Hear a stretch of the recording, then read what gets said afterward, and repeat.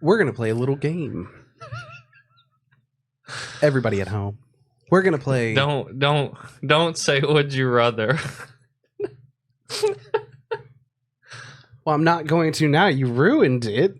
We're going to play Hedonist of the Week. Okay. Hedonist of the Week. Ting. Who we got? Let's see. I'm thinking, and this is just spitballing. As a matter of fact, Hawk Tuin. As a matter of fact. Okay. I would like to put her as Hedonist of the Week. Okay. And that's because she has brought so much joy with just a little bit of time that she was given. And she's riding it. For sure. Not just spitting on it. Not just Hawk Tuin. She's putting the work in. She's got the two hands. She's Indian burning that sumbitch. You know, I had talked about her celebrity being a product of darkness. So I agree. Hedonist, for sure. The way that she's maintained her celebrity, quite successfully. She's hit a point where...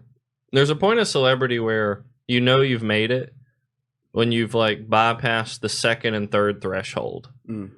And that is when you become so big that people attempt to themselves become big off your name. And so she's hit that point in her celebrity where a lot of content creators are literally banking off of her to create content that gets views. Oh yeah, and it's mostly hate stuff, which is just so sad. You go on YouTube, you go on TikTok, and you'll see people making memes about the Hawk Tuah podcast and all of that.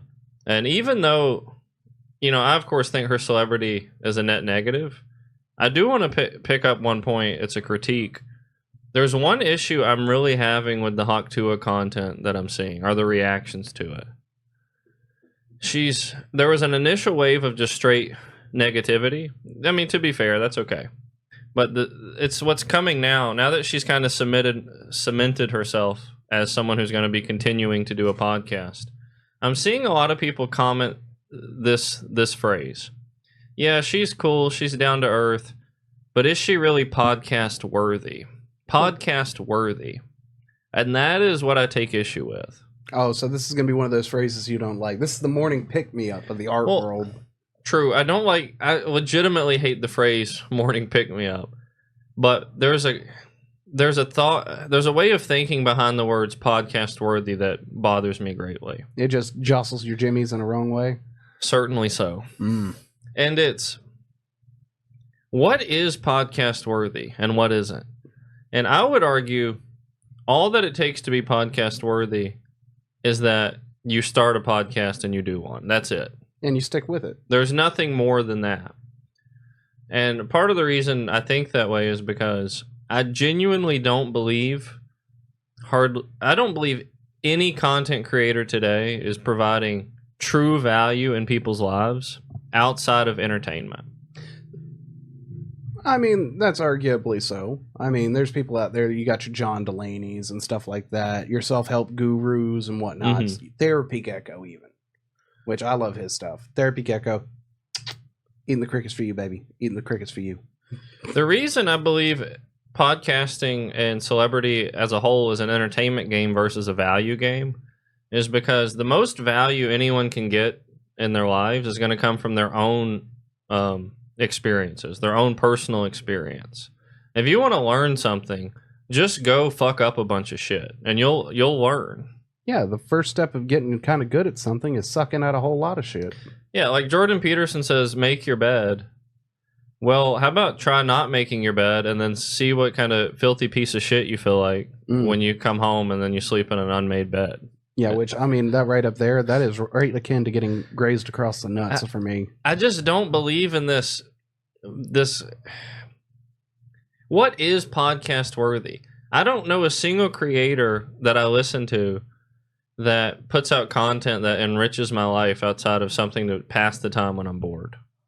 So you find most of your enjoyment out of art being just the enjoyment of it. Yeah, I just find a lot of things redundant. A lot of things are just, what's the spiciest way I can say rehashed knowledge? Yeah, everything does feel kind of reused, rehashed, reworded. Yeah, I think it's an entertainment game. And she, even if her podcast is, it's kind of boring, whatever, of course she's podcast worthy. Like, I could compare Hawk Tua to any self-help guru and get the same amount of benefit to my life, genuinely. Yeah. I mean, like, that's one thing. Like, art, this is going to sound very pretentious, but please just follow me on this one.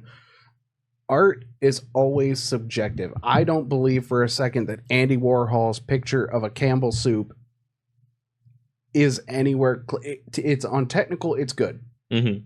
But on that same point, Leonardo da Vinci's like whole circle man, the Venn diagram of man, that has a lot more both expression and personality to it. Yeah. Andy Warhol just painted a tin can. I think the reason why I think Andy Warhol was so successful was he was a social master. And his art, more than just being art, represented the hypocrisy of what people value. And I think that's part of what caused people to buy into it. Before Andy, most artists in history only were wealthy in their grave, right? Like Vincent van Gogh. They spent their whole life making wonderful creations, and then it wasn't until they just went and kicked the bucket that anyone gave two fucks about what they were actually making. Yeah, and I mean, like, that's understandable. When the source is gone, then that's when people want it. Yeah, but Andy flipped it. He managed to create this crazy amount of value for very everyday things. Campbell soup cans, bananas, etc. And he did it while he was still alive. And I think he did it because he played to people's need for value. I think that he was just the original rage baiter. You think he rage baited? Oh, he rage baited all over the place. He certainly did. No, I mean, think about it. Like, you're going to go ahead and put a urinal in with actual pieces. An actually used urinal. And you're telling me you're not taking the piss. Like, come on now. People would be like, oh, people are paying millions of dollars for a print of a soup can. Well, yeah, that's kind of the point. What has value is just what we assign value to. It's just what we assign value to. Facts. That's it. And a lot of people have put value on hawk tooing. I mean, that is the only way to add value to someone's life. That's the only way? Oh, I mean, it's every time I've ever received a hawk tua. It's added value. Every time. I would agree with that. I can certainly agree there. I mean, there's a certain level of love that hawk tuing gives a person, you know? It's just one of those things. You went out of your way to go that extra step.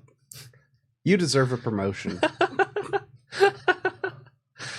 I mean, Monica Lewinsky, she knew. Oh, dude, she hawked to it, and the whole nation thanked her for it. Bill thought she was providing value as a secretary. Well, I mean, he needed to blow off steam before he blew up Cubans.